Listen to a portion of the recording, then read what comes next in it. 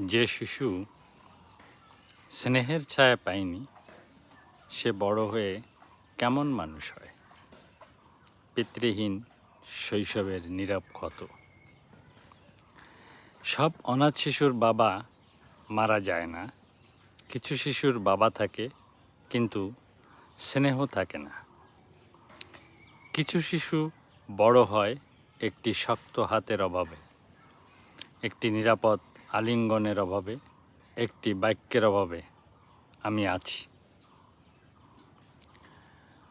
মনোবিজ্ঞানের বহু গবেষণা বলছে শৈশবে পিতৃস্নেহ বা দিক নির্দেশনার অভাব মানুষের ভেতরে তৈরি করতে পারে আত্মবিশ্বাসহীনতা, নিরাপত্তাহীনতা, অতিরিক্ত চাপ, আবেগ প্রকাশে অক্ষমতা এবং গভীর একাকিত্ব।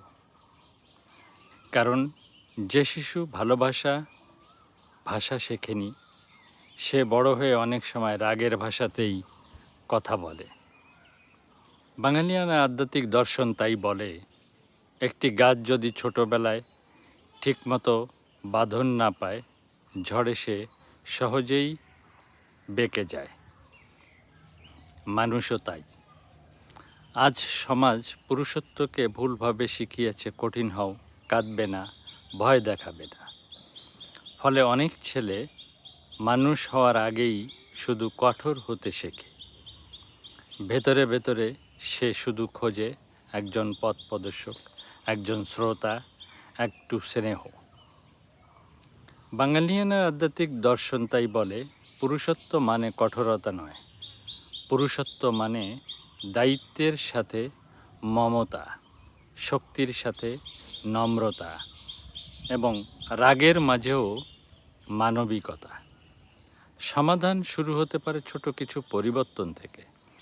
শিশুদের সাথে সময় কাটানো, ছেলেদের আবেগ প্রকাশ করতে দেওয়া, ভয় নয় ভালোবাসা দিয়ে শিক্ষা দেওয়া, পরিবারের সংলাপের পরিবেশ তৈরি করা, প্রকৃতির মাঝে সময় দিয়ে মন শান্ত করা, গুরুজন ও মালিক স্মরণে অন্তরের কঠোরতা নরম করা। কারণ একটি শিশু শুধু খাবার দিলে মানুষ হয় না, স্নেহ দিলে মানুষ পূর্ণ হয়। যে শিশু স্নেহ পায় সে শুধু বড় হয় না, সে ভিতরে থেকেও সুন্দর মানুষ হয়ে ওঠে। রাগের পেছনে অনেক সময় একটি অবহেলিত শিশুর কান্না লুকিয়ে থাকে। তো ভালো লাগলে ভিডিওটি শেয়ার করে দেবেন এবং সাবস্ক্রাইব করে পাশে থাকার অনুরোধ রইল। ধন্যবাদ।